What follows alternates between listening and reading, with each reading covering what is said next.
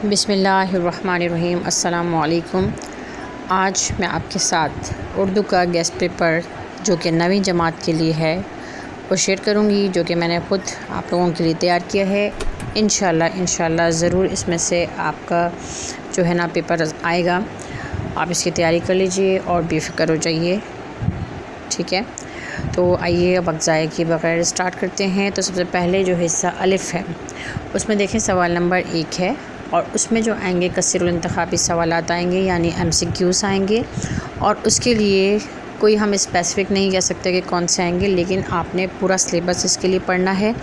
Plus जो model paper के जो MCQs हैं उसको लाजमी सॉल्व कर लीजिएगा, क्योंकि 70% जो है चांसेस होते हैं कि मॉडल पेपर्स में से जो है वो आपके MCQs या पेपर जो है वो आ जाए। उसके बाद आ जाइए हिस्सा बे पर। हिस्सा बे में जो है आपके पास जो मुख्तसर सवालात हैं उसके जवाब तहरीर करने होते हैं। सबसे पहले सवाल नंबर 2 जो है उसके अंदर क्या है कि क्वेश्चन आंसर जो कि आपकी टेक्स्ट बुक के अंदर से आते हैं। ये आपकी जो बुक के अंदर एक्सरसाइज होती है ये उनमें से ही क्वेश्चन जो हैं वो आते हैं। तो ये इंपॉर्टेंट क्वेश्चन मैंने निकाल दिए हैं, इनको आप पढ़ लीजिएगा। क्वेश्चन का जो मार्क्स होते हैं यानी कि आंसर के 2 नंबर होते हैं, 2 मार्क्स का क्वेश्चन होता है। आप कोशिश कीजिएगा कि 2 नंबर से ज़्यादा भी, मतलब 2 लाइनों से ज़्यादा भी राइट ना करें और 2 लाइनों से कम भी ना करें। ज़्यादा लेंथी आंसर राइट करने की ज़रूरत नहीं होती इसमें। आप बस शॉर्ट लिखिए, जो बात पूछी गई है आप सिर्फ वही लिखिए, ठीक है जी। तो सवाल नंबर 3 जो है उसमें खुलासा या मरकज़ी ख़याल दोनों में से कोई एक चीज़ लिखें। उसमें नज़म और नसर दोनों शामिल हैं। पहले क्या होता था कि पहले नज़म का अलग दिया जाता था और नसर का अलग दिया जाता था, ठीक है जी। तो इसमें दोनों दिए हुए हैं, साथ दिए हुए हैं, हिस्सा नज़म भी और हिस्सा नसर भी। और आपने क्या करना है कि अगर आप नज़म का मरकज़ी ख़याल लिख रहे हैं तो आपने हवाला शायर लिखना है। अगर आप नसर यानी कि सबक का लिख रहे हैं तो आपने हवाला मुसन्निफ़ लिखना है। तो ये इंपॉर्टेंट देख लें। उम्मीद की खुशी, बूढ़ी काकी, शहीद, सियाना बादशाह। और नज़मों के लिए इंपॉर्टेंट देख लें दुनिया इस्लाम, सरी राह शहादत, गर्मी की शिद्दत, जीवे जीवे पाकिस्तान और बरसात का तमाशा। उसके बाद सवाल नंबर 4 है कि अशआर की तशरीह जो है वो करें। उसके लिए आपने क्या करनी है, गज़लें देखनी है, ठीक है। जो तशरीह होती है वो गज़लों से आती है और उसमें आपने बमाए तारुफ़ शायर और हवाले शायर भी तहरीर करना है। यानी शेर आपको दिया हुआ होगा और आपने बताना है कि ये किस गज़ल से लिया गया है।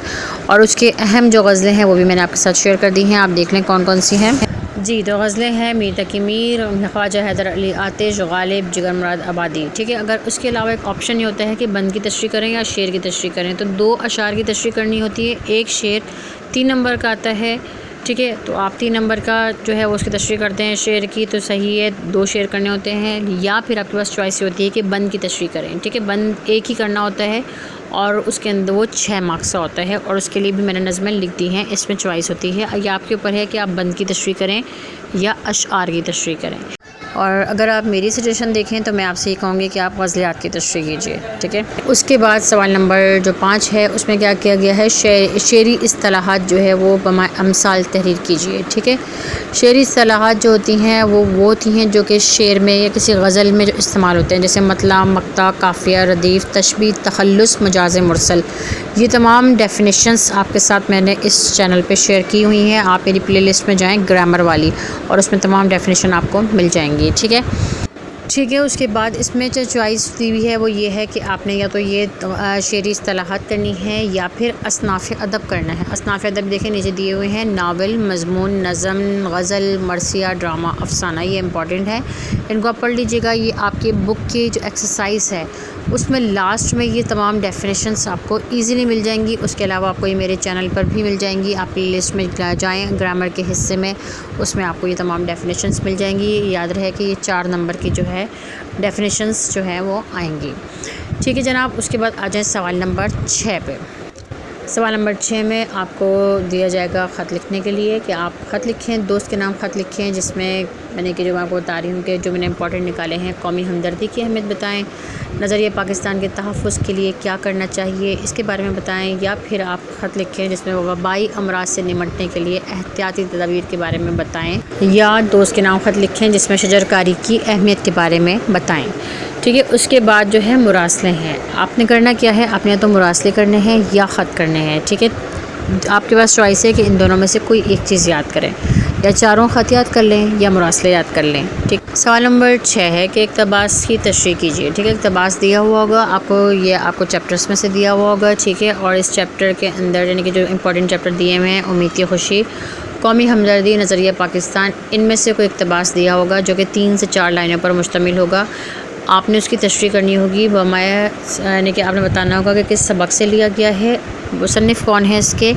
ठीक है, फिर उसको सलीस उर्दू में, आसान उर्दू में आप इसको तहरीर कर दीजिए। ठीक है, उसके बाद या आपके पास ये चॉइस होगी कि या तो आप इक़्तिबास करें या फिर जुमलों की तशरीह करें। अहम जुमले जो हैं ये आपके साथ मैंने शेयर किए हुए हैं कि आप देख सकते हैं। बच्चा बगल में ढंडोरा शहर में जो कि है, असगरी ने लड़कियों का मकतब बिठाया। दुनिया का दस्तूर है कि कोई फ़र्द बशर रंज से खाली नहीं। ये भी असगरी ने लड़कियों का मकतब बिठाया से लिया गया है। उसे क्या मालूम था कि क़ज़ा उसके सर पे खेल रही है। ये नामदेव माली से लिया गया है। काम से सच्चा लगाव था, उसी में उसकी जीत थी। नामदेव माली। एक इंसान की आँख उन मुशाहिदों का नज़ारा करती है जो डिप्टी कमिश्नर की आँख को नसीब नहीं होती। ये डिस्ट्रिक्ट बोर्ड की डिस्पेंसरी। दुनिया में कौमियती तश्कील की 2 बुनियादें हैं, नज़रिया पाकिस्तान। डॉक्टर साहब को आदमी परखने में कमाल था। नामदेव माली। ये सादत दुनिया में बहुत खुशकिस्मत के हिस्से में आती है। शहीद। बेटा, धन दौलत ऐसी शय है जिसकी वजह से हमेशा खून खराबा होता है। ये है सियाना बादशाह। बुढ़ापा बचपन का दौरे सानी हुआ करता है। ये है बूढ़ी काकी मुंशी प्रेमचंद का। ठीक है, इंशाल्लाह इसके ऊपर मैं एक वीडियो बनाऊंगी जिसमें मैं बताऊंगी कि कौन कौन से किस किस मुसन्निफ़ के हैं और किस चैप्टर के हैं। हाँ जी, तो उसके बाद हम चलते हैं पेपर का एक अहम जो है क्वेश्चन क्या है, मज़मून। ये बहुत अहम होता है। इसमें आप जितना राइट कर सकते हैं आप राइट करें। इसमें कोई मतलब दिया हुआ होता है कि कम अज़ कम 2 सफ़हात पर, यानी कम अज़ कम उन्होंने तहरीर किया होता है कि आपको 9 नंबर का जो ऐसे राइट करना है वो कम अज़ कम 2 सफ़हात पर मुश्तमिल हो, लेकिन ज़्यादा से ज़्यादा जो है नहीं लिखा होता। लेकिन आपके पास ज़्यादा टाइम है, अगर आप 2.5 पेज का लिख लें, 3 पेज का लिख लें, इट्स अप टू यू। ठीक है, उसमें जो इंपॉर्टेंट ऐसे हैं वो मैंने आपके सामने शेयर कर दी हैं, इसको याद कर लीजिए। बल्कि मैं तो ये कहती हूँ कि इसको आप बेशक ना भी याद करें, आप इसको 2-3 दफ़ा सुन लीजिए, इसके मेन पॉइंट्स राइट कर लीजिए। उस मेन पॉइंट्स को आप जो है वो अपने अल्फाज में लिखें। इसको रट्टा मार के आप मत लिखें, ऐसे हमेशा ख़ुद राइट कीजिए। ठीक है, आपके पास इतना आपके लिखने की सलाहियत होनी चाहिए कि आप एक ऐसे आराम से 2 से 2.5 पेज आप लिख सकें। ठीक है, शेर जो है उससे रिलेवेंट जो शेर हैं वो आप याद कर लीजिए। ठीक है जनाब, तो ये था हमारा गेस्ट पेपर। मुझे पूरी उम्मीद है और अल्लाह पर भरोसा है कि इंशाल्लाह ये गेस्ट पेपर ज़रूर लगेगा। आप भी इससे तैयारी कीजिए और इंशाल्लाह उम्मीद रखिए कि आप अच्छे नंबर से पास हो जाएंगे, अच्छे नंबर हासिल कर लेंगे। ठीक है, wish you best of luck for your future, wish you best of luck for your exam, wish you best of luck for your paper. ठीक है जी, नेक्स्ट वीडियो के साथ मैं फिर हाज़िर होंगी। उस वक्त तक के लिए अल्लाह हाफ़िज़, फ़ी अमान अल्लाह।